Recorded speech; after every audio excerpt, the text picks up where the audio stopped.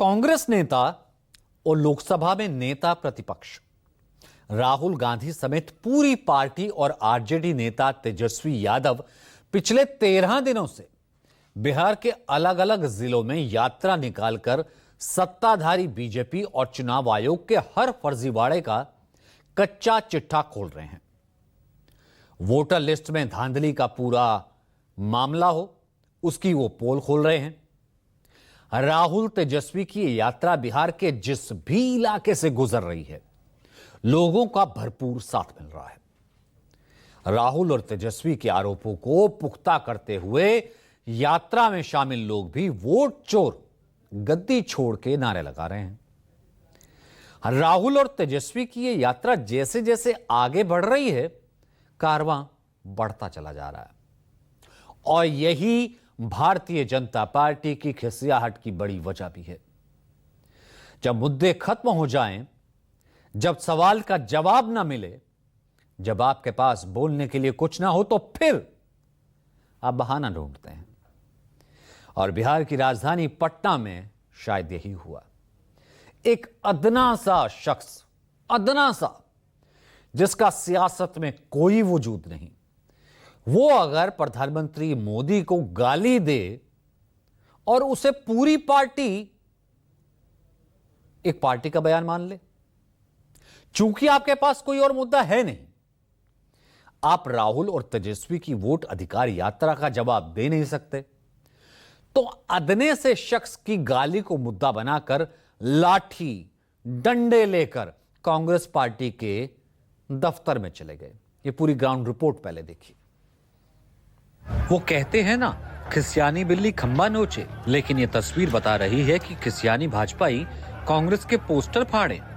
कोई गेट पर पत्थर फेंक रहा है, कोई गेट के अंदर झंडे के साथ डंडा फेंक रहा है, जिसे जो मिला वो वहीं फेंकने लगा। कोई गेट पर लात मार रहा है, तो कोई कांग्रेस दफ्तर के अंदर घुसपैठ की कोशिश कर रहा है।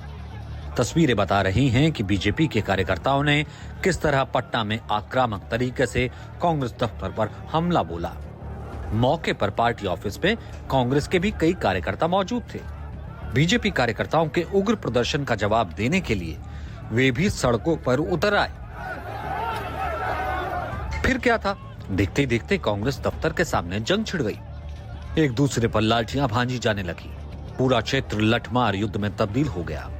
जिसके सामने जो आया उसी पर डंडों की बरसात होने लगी। दोनों पार्टी के कार्यकर्ताओं की ये लाठी वाला करतब देख अच्छे अच्छे पेशेवर खिलाड़ी भी शर्मा जाएं। चंद सेकंड में ही ऐसा लगने लगा जैसे मानो ये किसी पार्टी के कार्यकर्ता नहीं, बल्कि एक दूसरे के जानी दुश्मन हों। इस घटना पर खुद राहुल गांधी ने भी अपनी प्रतिक्रिया दी। उन्होंने सोशल मीडिया प्लेटफॉर्म एक्स पर एक पोस्ट पे लिखा, सत्य और अहिंसा के आगे असत्य और हिंसा टिक नहीं सकती। मारो और तोड़ो, जितना मारना तोड़ना है, हम सत्य और संविधान की रक्षा करते रहेंगे। सत्यमेव जयते। हिंसक वारदात हुई है प्रदेश कांग्रेस कमेटी के मुख्यालय पर। मैं समझता हूं ये बहुत निंदनीय है। इस प्रकार हिंसा का सहारा लेकर विपक्ष को डराने धमकाने का काम जो किया जा रहा है, वो कभी स्वीकार नहीं किया जाएगा।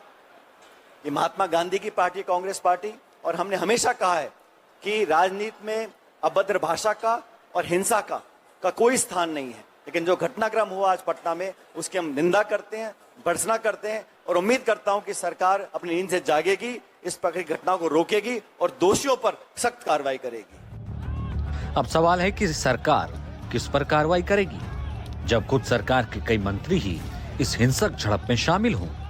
और ये बात हम नहीं, बल्कि खुद वो मंत्री कह रहे हैं जो उस वक्त वहां मौजूद थे। गुंडागर्दी है इन कांग्रेसियों की।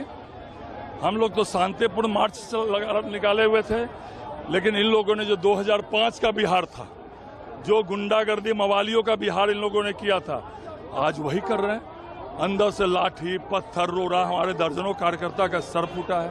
कांग्रेस के नेताओं को चेतावनी देता हूं, आपने मां का अपमान किया है, एक एक बिहारी बेटा आपको इसका जवाब देगा। आपने देश के प्रधानमंत्री का अपमान किया है, एक एक भाजपा कार्यकर्ता इसका बदला लेगा। अब आप तो देख सकते हैं, हम प्रदर्शन करने आए थे, शांतिपूर्ण प्रदर्शन था। कांग्रेस कार्यालय के अंदर से ईटा पत्थर चलाए जा रहे हैं, बंदूक दिखाए जा रहे हैं। तो भाजपा कार्यकर्ता बंदूक और ईटा से नहीं डरता, पत्थर भी खाएगा, माथा भी फोड़ाएगा, शहीद हो जाएगा, पर इस मां के अपमान का बदला लेके रहेगा।